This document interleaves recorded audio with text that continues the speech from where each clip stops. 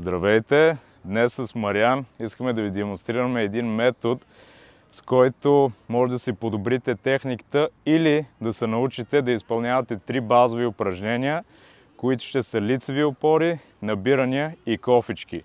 Тези упражнения може да ги изпълнявате дори извън залата, както сме в момента на открито. Общо взето ще изцеждаме единствено ексцентричната негативна фаза, когато мускулът се разтяга. В този процес ще забавим максимално спускането и после с помощ при позитивната концентрична фаза ще се повдигнем нагоре. Сега Мариан ще демонстрира. Първо ще започнем с лицевите опори. Вземи за стойката за лицева опора. Сега плавно вдишва и сега ще се спусне надолу. Ще забави колкото може движението. Изцяло ще легне на земята.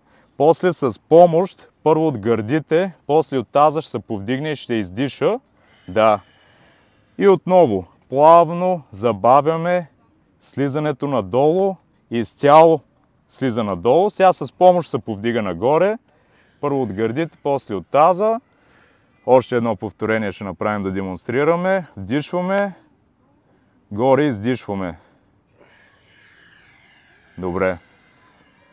Сега по същия начин ще се набира, т.е. с скок ще се повдигне нагоре, челюстта да му се падне над лоста.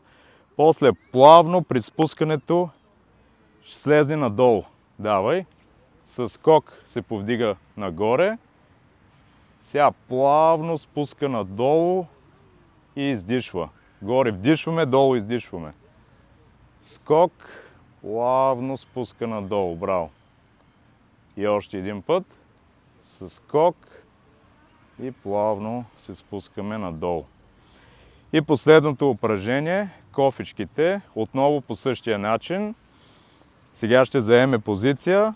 С скок отново ще се повдигне нагоре и плавно ще се спусне надолу, за да изцеди ексцентричната фаза. Давай сега с скок нагоре, горе издишва, долу вдишва и плавно слиза надолу. Супер! После отново с помощ се повдига нагоре, плавно спуска надолу. Хайде още един път. И плавно надолу. Супер! Пробвайте този метод и ще видите, че с времето ще създадете необходимата сила и издръжливост, вече без проблем да може да ги изпълнявате тези упражнения. Ако ви е харесало това видео, моля ме подкрепете, като коментирате, харесате, както и се абонирате за канала ми, както и за канала на Мариан. Мариан, ела тук! Ще оставя линковете долу в описанието. Това е от нас за сега и до другия път. Чао!